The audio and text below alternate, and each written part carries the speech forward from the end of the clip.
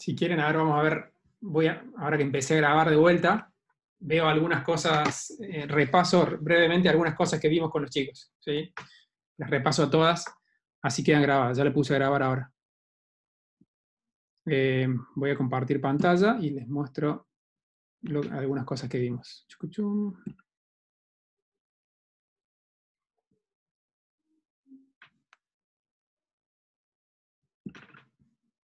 Bueno, la primera de las preguntas fue el tema del fractil crítico.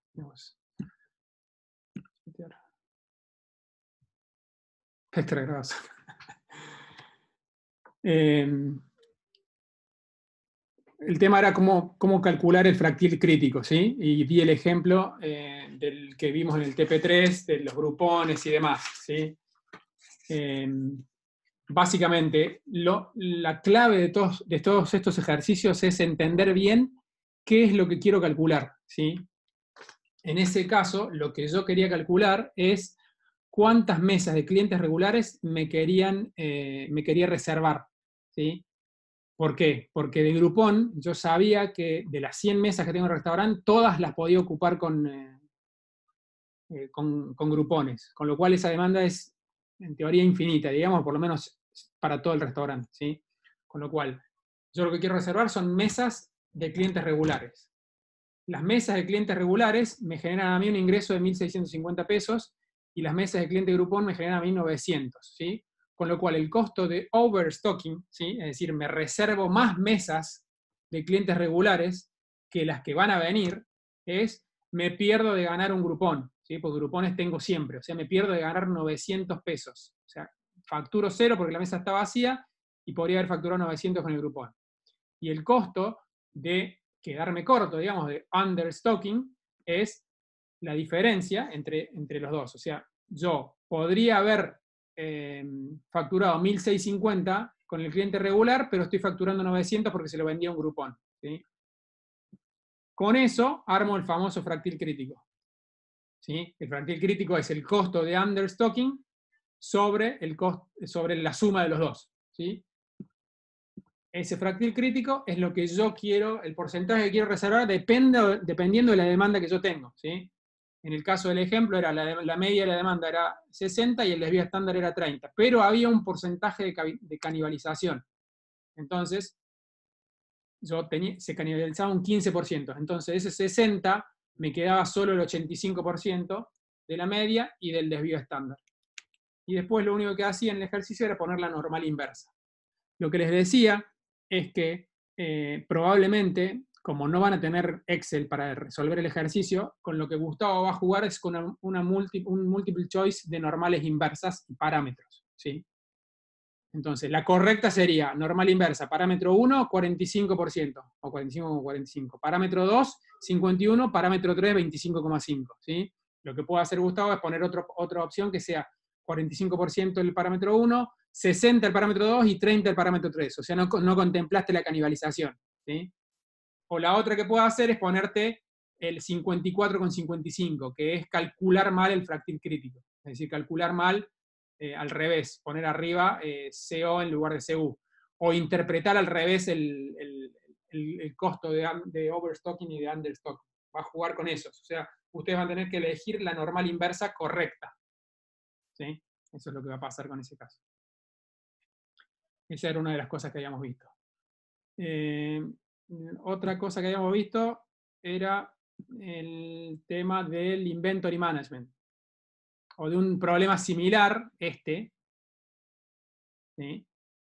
En donde te daba un problema de News Vendor, ¿sí? Porque vos tenías que vendías remeras a 20 la pieza, ¿sí? Y la liquidabas por 4. Y el costo era de 8, ¿sí? Pero te daba una demanda probabilística, ¿sí? Ahí en ese caso lo que hay que hacer es resolver el mismo fractil crítico, ¿sí? Entender bien cuál es el costo de understocking y de overstocking, ¿sí? Calcular ese fractil crítico. Esto, perdón, es parte de los problemas adicionales, ¿sí? Y te da ese fractil crítico, que es de 0,75 en este caso, ¿sí? ¿Qué pasa cuando tenés una demanda, probabilística, digamos, que tenés que calcular la probabilidad acumulada, ¿sí? Entonces, vas calculando la probabilidad acumulada, 0,5, 15, 55, 85, y ves en dónde te cae tu fractil crítico. El fractil crítico cayó en este caso en 0,75, ¿sí? Con lo cual te cayó entre el 500 porque es mayor que 55, y el 600, porque es menor que 85, ¿sí? Con lo cual acá hay que tomar una decisión. Lo que yo decía es, lo más saludable, o sea, lo que se hace en la mayoría de los casos es siempre ir para arriba, ¿sí? Por más que, supongamos que esto hubiese dado 0,56, que es un poquito más arriba que esto, siempre hay que ir para arriba para no perder esa demanda, ¿sí? El tema es, si pasan el examen, pregunten, che, ¿qué hago en el caso de que me den el medio? ¿Voy para abajo o voy para arriba? Como le digo, en la mayoría de los casos es ir para arriba. Y en este caso, de hecho, fue para arriba. Vean si lo ponen en el examen, véanlo y pregunten, levanten la mano, ¿sí? O por lo menos aclaren, che, decidí ir para arriba porque me lo dijo Javier Villar. No, para no perder demanda, ¿sí? ¿Qué otra cosa habíamos visto? Habíamos visto ¿qué habíamos visto? Esperen que dejo de compartir, si no muestro. Denme un segundo. Habíamos visto el ejercicio, ¿sí?, de la review session.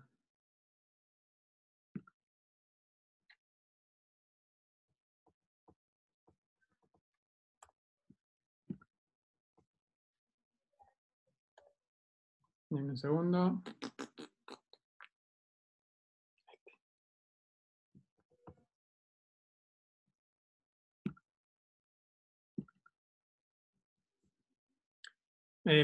Hubo dos preguntas respecto a esto, ¿sí? Una pregunta relacionada a cuál era el tiempo de flujo del sistema cuando teníamos este tipo de procesos, ¿sí?, en paralelo. Entonces lo que les decía es, siempre el tiempo de flujo del sistema es el tiempo de flujo del camino que es más largo, ¿sí? En este caso, el ejemplo es de aplicaciones de créditos que tienen dos formularios, F1 y F2, y el F1 va por el proceso 1, el 2, el 3 y el 5. Y el F2 va por el proceso 1, el 4 y el 5, ¿sí? Son dos caminos distintos.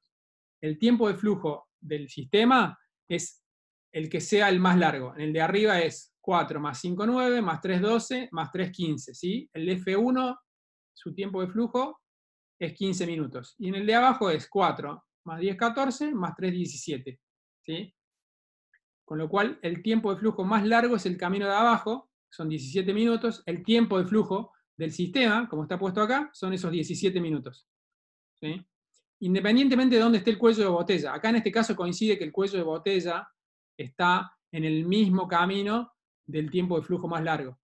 Pero si el cuello de botella fuese el proceso 2 y esto sigue dando 15 y lo de abajo 17, no importa. El tiempo de flujo del sistema es siempre 17. No importa las acumulaciones, no importa las demoras, porque como les decía a los chicos, el tiempo de flujo es más general, digamos, más teórico, de flujo total en un sistema, independientemente de las acumulaciones que obviamente se van a generar cuando hay un cuello de botella que no pasa por ese tiempo de flujo. Pero no podés decir cuál sería el tiempo de flujo cuando hay acumulaciones, el del que entra primero o el del que entra último. No podés, ¿sí? Eso ya es otro tipo de análisis.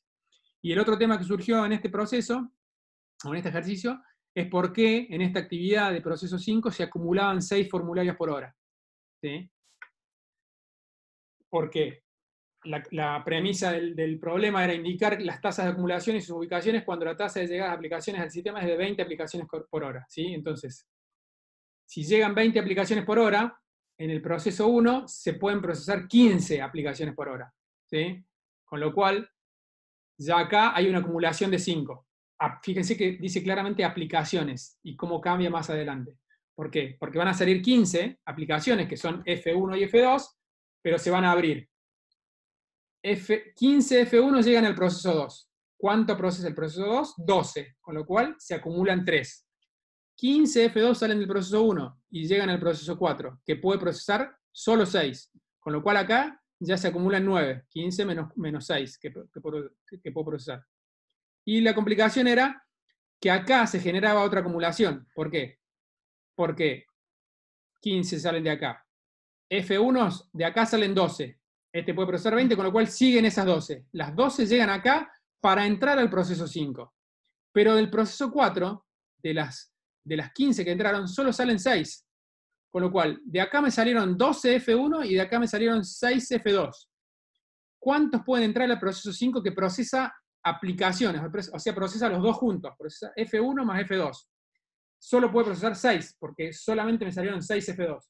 Con lo cual entran 6 aplicaciones y 6 formularios 1 se quedan a la espera de que lleguen 6 formularios 2. ¿Sí? Esa era otra de las dudas que habíamos visto. A ver, ¿qué más? Vamos a ver qué otra cosa. Bueno, esto sí. Esto es lo que ya vimos. ¿Cómo calcula la nueva utilización laboral?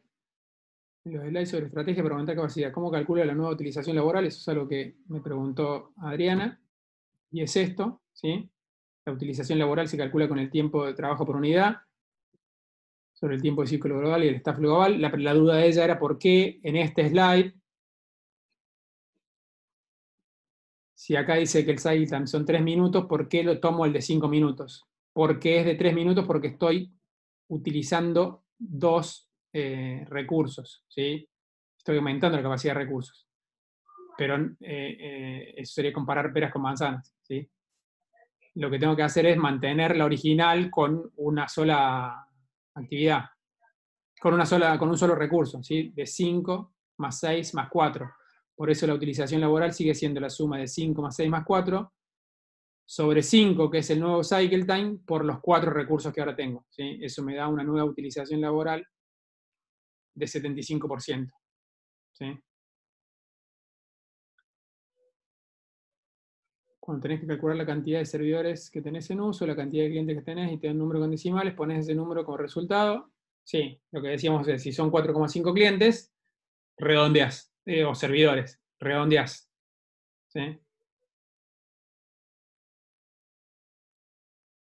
Volviendo a lo de la normal inversa, si te da un fractil crítico, bueno, lo que hablábamos de esto es que si calculás el fractil crítico al revés, poniendo el overstocking como numerador, te va a dar este número, y en realidad lo que tenés que utilizar en la normal inversa es esto, con lo cual sería el 100% menos esto, y el fractil crítico pasa a ser esto. No puedo dibujar la campana, pero no creo que sea algo que pase en el sistema, en el examen, ¿sí?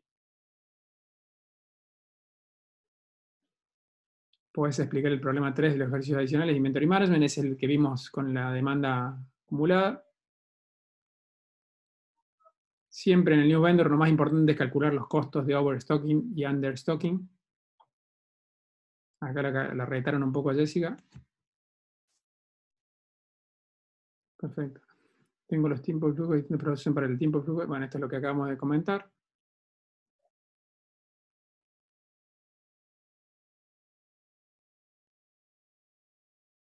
Esto es todo lo del F1 y F2. Lo que me preguntó Melissa es lo que expliqué recién. Lo que hablábamos, Santiago creo que era, acá ponía, si F1 y F2 entraran al sistema a diferente tasa, ahí el cuello de botella no respeta el criterio de menor capacidad, ¿verdad? No, lo que decíamos es que es un problema de mix de demanda. Si F1 y F2 fuesen de diferente tasa, ya dejan de ser una sola aplicación, sino que tenés 2 demandas distintas y que cada una pasa por las actividades distintas. Cuando pasa eso, hay que calcular el load factor, como puso Julieta. Bueno, 4 nuevos mensajes, ahora vuelvo si quieren a esto.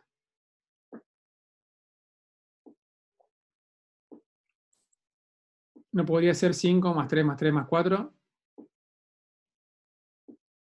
Sí, es justamente, sí, da lo mismo. Sí.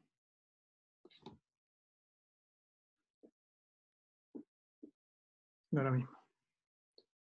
O sea, da la misma cuenta, no es que da lo mismo. ¿Dónde estábamos? Calculamos los factor. Esto ya lo vimos. La utilización laboral, lo que vamos a decir. Bueno, lo que yo les ponía a los chicos, o lo que siempre el consejo que les daba es siempre piensen las respuestas pensando en la ley de Little. Y les di el ejemplo. ¿Dónde está eso?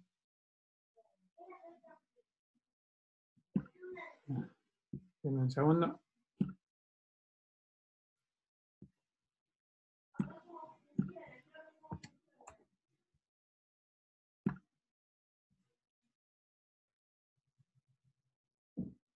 Este era.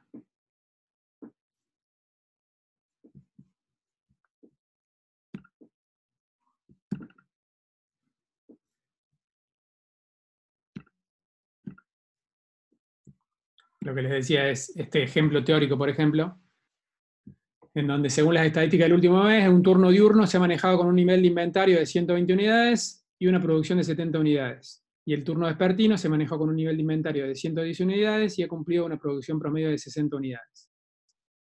La performance en cuanto a calidad es similar para ambos turnos.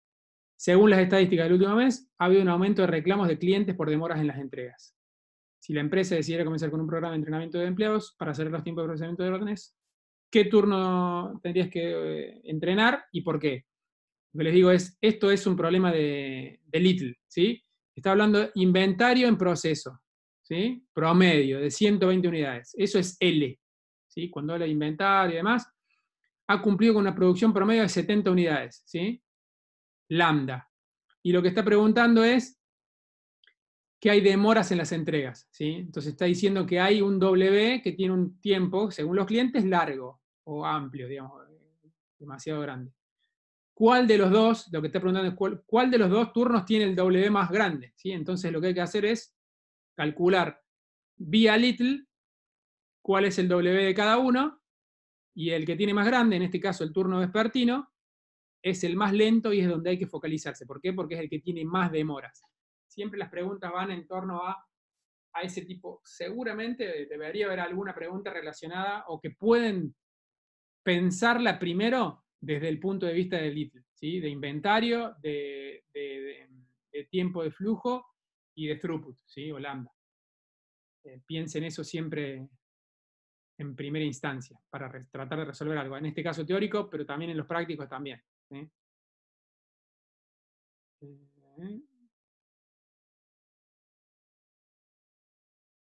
Tipo 1, si me preguntara cuántas unidades en promedio hay dentro de un sistema para una demanda dada, bueno, esto lo vimos, o sea, es lo mismo que estamos diciendo. El tiempo de flujo del cycle time, no siempre. Había un último mensaje. Cuando es mix de producto, ¿la capacidad del cuello de botella está afectada sí o sí por la demanda del mix?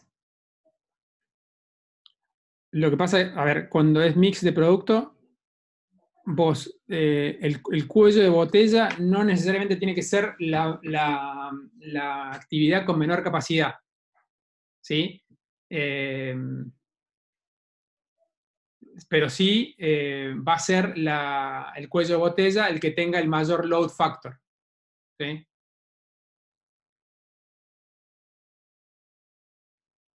Pero puedo decir cuál es la capacidad. Claro, la capacidad de todo el sistema es la que tiene el mayor load factor. Por eso calculás el load factor cuando tenés un mix de demanda, independientemente de las capacidades individuales de cada actividad.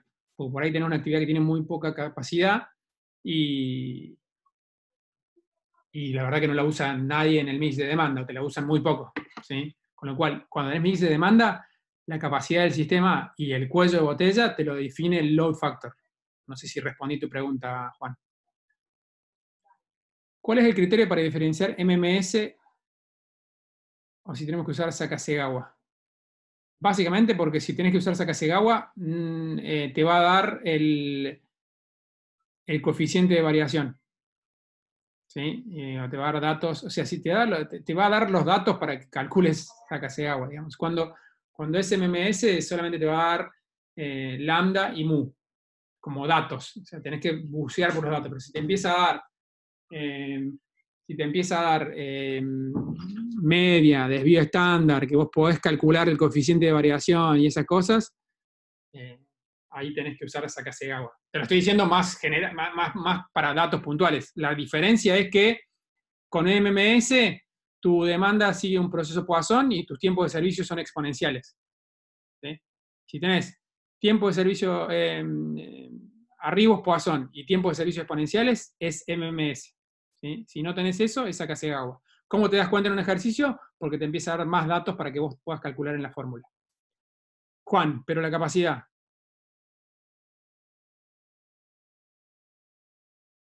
Sí, me pregunta cuál sería. O sea, el load factor lo tengo claro, pero la capacidad, ¿cuál sería? La capacidad. No entiendo, no entiendo la pregunta. La capacidad, perdón, esperen que entró. Acaba de entrar mi hijo a la habitación. Un segundo. Saco. No.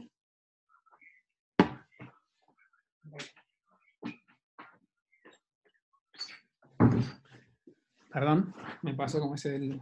Sin video, pero me pasó como el de CNN. Ahora no me acuerdo dónde era.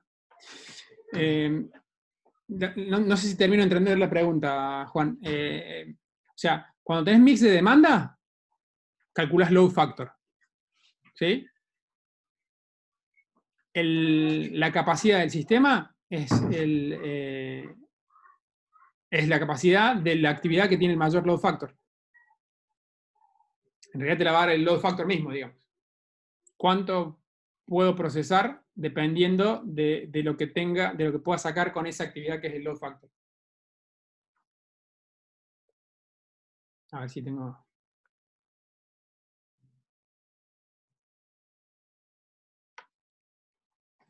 Un ejercicio. Inicio de demanda. Vamos a buscar una.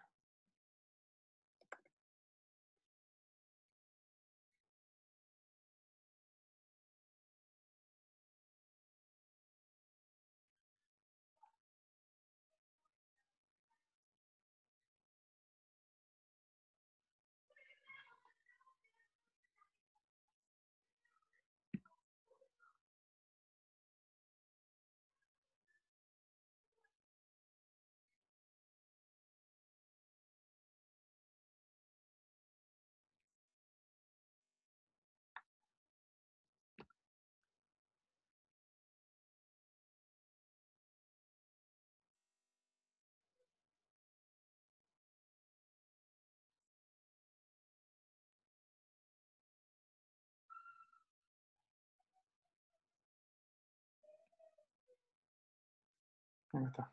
Ahí encontré uno.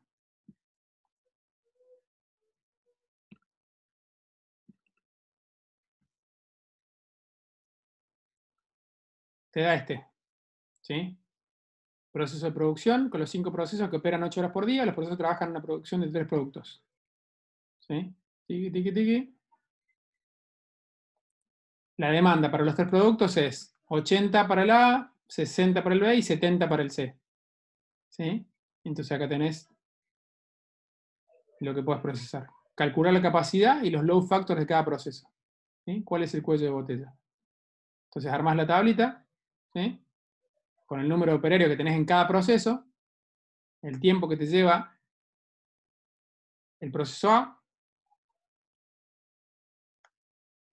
el proceso B y el proceso C. Proceso, o sea, la demanda A, la demanda B y la demanda C. Y te da la demanda total en minutos por el día. Y te da tu capacidad.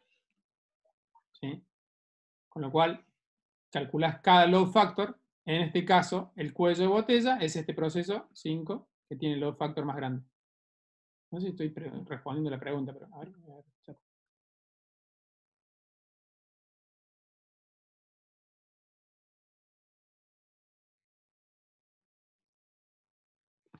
Los tiempos de flujo te los da, como así también la cantidad de servidores en la actividad. Entonces puedes calcular la capacidad, ¿no? Independientemente del cálculo del load factor. Claro, la capacidad es esta. Lo que pasa es que el load factor te lo va a dar la demanda. Lo que vos tenés que calcular es la demanda. Sí, la capacidad la calculás exactamente, como bien decís vos, Santiago, digamos. Tenés 3 operarios que trabajan X tiempo, TUC, capacidad. ¿Sí? El tema es cómo es la demanda. y cuál va a ser la actividad de ese proceso que te va a dar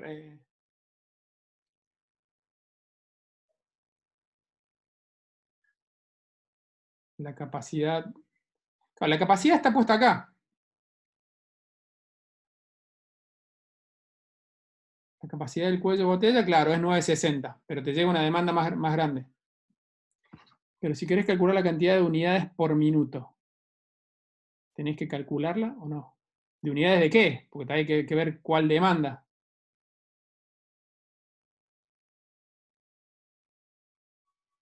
No te va a hacer una pregunta de unidades por minuto cuando tenés un mix de demanda. De la del cuello de botella, pregunto.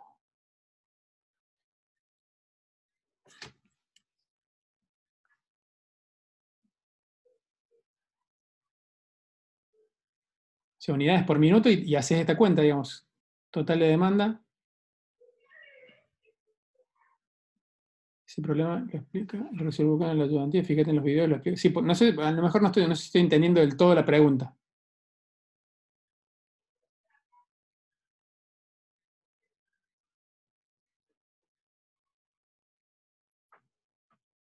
Ya lo entendí. Bueno, Santiago me quedó Santiago. Un segundo antes de seguir.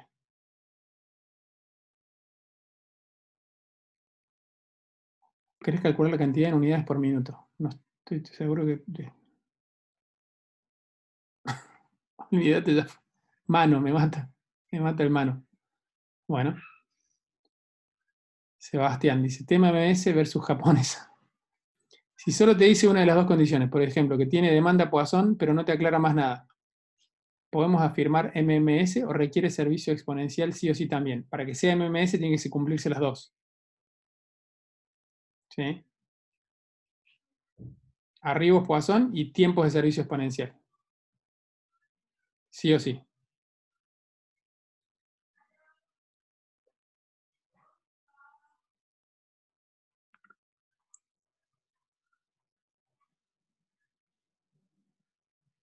Buenísimo. Bueno, ahora sí grave, che.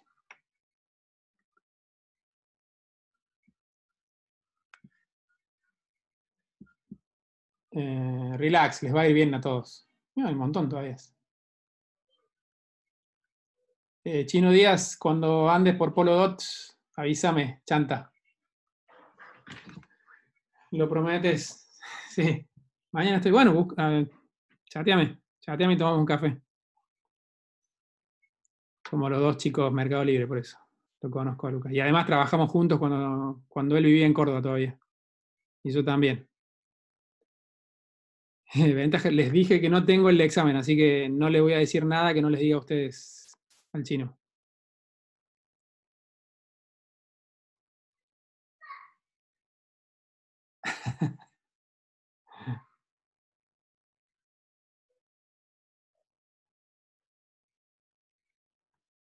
Bien.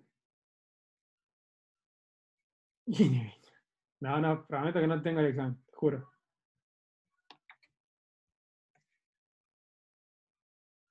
Como le dije, creo que Gustavo nunca me lo da porque sabe que soy bastante débil, así que no lo tengo. Me lo muestra de una vez que ya está tomado. Pero seguro a ver, seguro va a haber, suele haber cuatro preguntas, no creo que haya cinco, o bueno, si hay cinco, la complejidad es para hacerlo en una hora y media lo hacen tranquilos, si están complicados por ahí en dos, pero no es muy largo, y un 25% del examen es teórico y el resto es práctico, ¿sí? Con lo cual vayan con esa idea, digamos. Y siempre en el teórico piensen en Lady Little primero.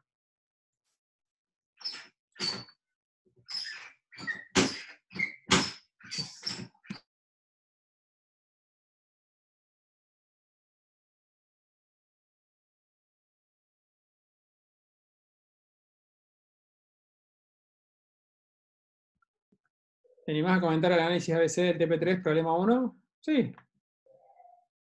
A ver, ¿dónde está? Déjenme buscarlo. No sé si lo tengo. Creo que se me lo dieron impreso. No sé si lo tengo. Campus.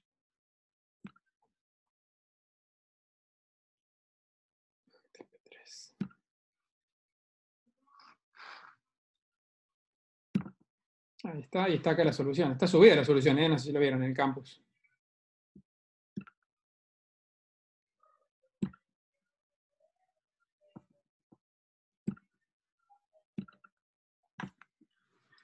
Acá está. Te da todos los ítems. ¿Cómo recomendarías clasificar los ítems según el criterio ABC? ¿Sí? Y bueno, acá está, hacen el... Esto es una papa. O sea, arman la tabla, en este caso, por demanda, si es por costo, si es por venta, por lo que sea más relevante para el caso, ¿sí? Y arman la acumulativa y el porcentaje, ¿sí? Y bueno, acá el criterio era el 15 o el 20% de los ítems, el 30 por el 60, ¿cómo era? En eso lo pueden tener anotado. Creo que era 20, 50 y 30, una cosa así. Y arman esta tabla y siguen los criterios que armaron. Y si un ítem, como puso en el ejercicio, es crítico para el flujo normal, de cajón que va a los tipo A. ¿Sí? A ver si alguno está haciendo alguna pregunta.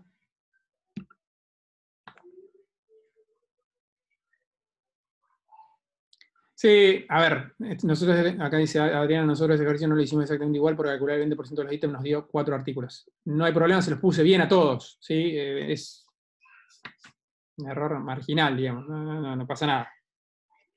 De hecho, la gran mayoría lo hizo como ustedes, Adriana. Qué lástima que no tengo, o sea, yo no llevé todavía los trabajos porque no pude ir hoy, los corregí a todos, yo espero llevarlos mañana y que le voy a decir mañana a Ceci que se los mande todos escaneados, así a la noche le pueden dar una revisada. Pero en general están todos bárbaros los TPs, todos sacaron cerca de 90 por ahí, así que...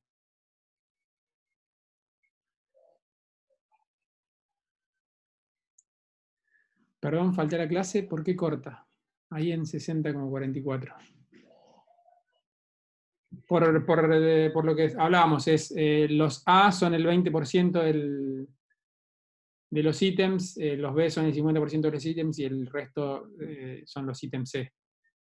Esto está en la teoría. A ver, déjame buscar a ver si tengo la teoría de eso.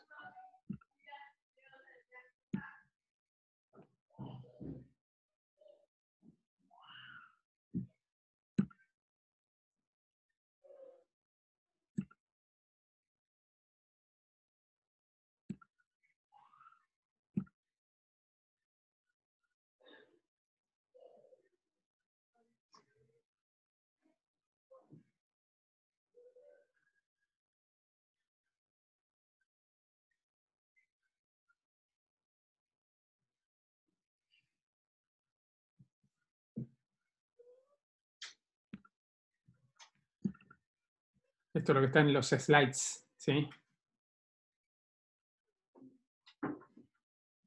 Activity-based cost, ¿sí? El análisis, ¿sí? Y acá lo que dice es que tenés dos formas de hacerlo, ¿sí? Con porcentaje de ítems, 20% de los ítems son A, el resto del 30% son B y el 50% final son C, o con porcentaje de volumen. ¿Sí? 80% son A, 15 son B y 5 son C. El famoso Pareto. ¿Sí? Lo que siempre se insta es el porcentaje de ítems. ¿Sí? Que Adriana decía que le había dado 4 ítems y yo en el ejercicio la respuesta solo consideraba 3. Es marginal, ¿sí? No pasa nada. No va a estar mal por eso.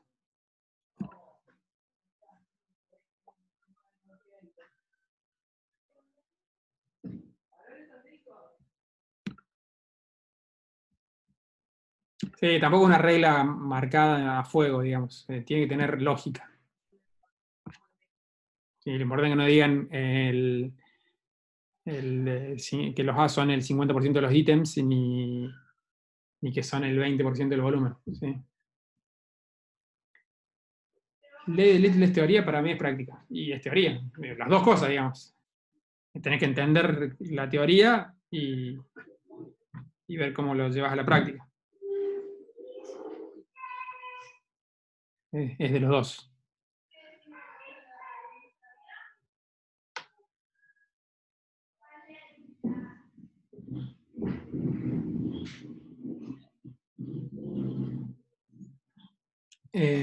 Bien. ¿Alguna otra duda? Si no, vamos cerrando.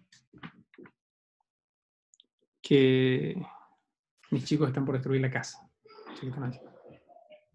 No sé si la escuchan, pero hay un nene gritando por ahí, es más chiquito de lo mío.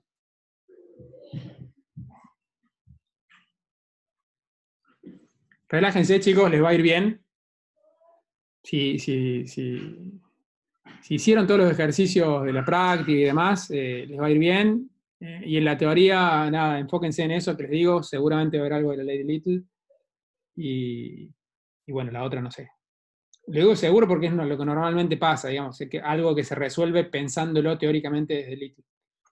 Después con la argumentación sí tiene que haber algún cálculo relacionado con eso.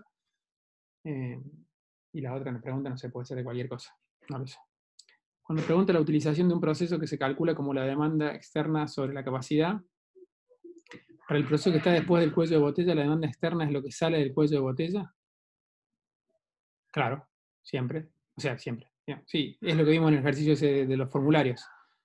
Demanda externa llegan 20, en el proceso A llegan 15, puede procesar 15, listo. Para el resto del proceso interno solamente se procesan 15. Y después se va ajustando a medida que vaya haciéndose cada vez más chico el cuello. ¿Sí?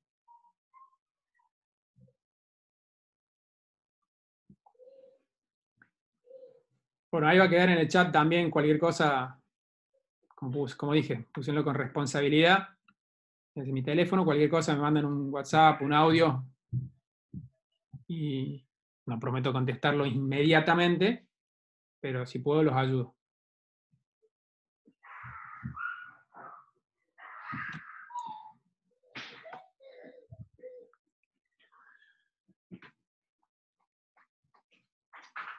Bueno, chicos, gracias a ustedes.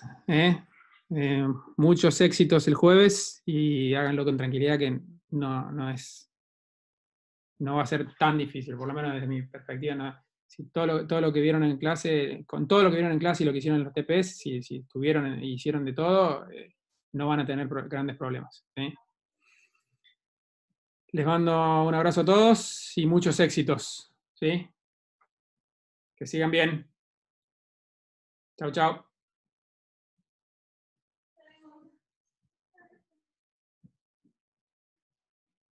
De nada. Chau, chau.